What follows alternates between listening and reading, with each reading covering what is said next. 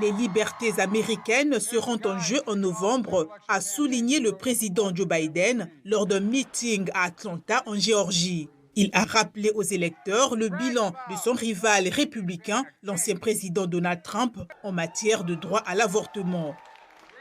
Il est arrivé au pouvoir déterminé à voir Roe v. Wade renversé. En fait, il s'en vante. Eh bien, son souhait a été exaucé et les États adoptent des interdictions qui criminalisent les médecins forçant les victimes de viols et d'inceste à quitter leur État pour obtenir de l'aide. Mais la Géorgie, selon Biden, peut aider à protéger les droits reproductifs des femmes. Envoyez-moi un congrès qui soutient le droit de choisir et je vous promets que je rétablirai Roe v. Wade en tant que loi du pays. Trump a également fait campagne samedi, mais dans le nord-ouest conservateur de la Géorgie, où il a vivement critiqué le récent discours de Biden sur l'état de l'Union. Que vous soyez un républicain, un indépendant ou un démocrate désabusé, ce qui est le cas pour beaucoup d'entre vous, tout ce que vous avez à faire, c'est de regarder cet horrible discours sur l'état de l'Union. Joe Biden, l'escroc, a parlé de l'Ukraine avant de parler de l'Amérique. Joe Biden ne devrait pas crier sa colère contre l'Amérique. C'est l'Amérique qui devrait crier sa colère contre Joe Biden. L'ancien président a également décrié les politiques d'immigration de Biden, citant le meurtre de Laken Riley, étudiante en soins infirmiers, le 22 février. Elle serait morte sous les coups d'un immigrant vénézuélien entré illégalement aux États-Unis.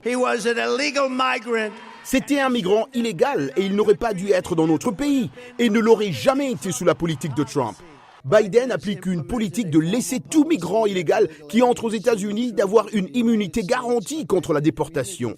Joe Biden, qui a utilisé le mot illégal lors de son discours sur l'état de l'Union pour désigner le meurtrier présumé de Madame Riley, s'est ensuite excusé et a défendu samedi son propre bilan en matière d'immigration.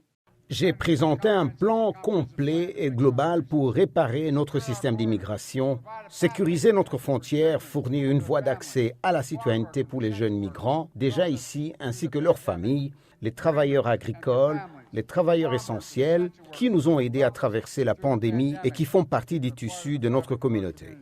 Ce que les remarques du week-end des deux candidats à la présidence ont en commun, c'est l'urgence pour les électeurs de se rendre aux urnes et de les aider à devenir les candidats de leurs partis respectifs à l'élection présidentielle.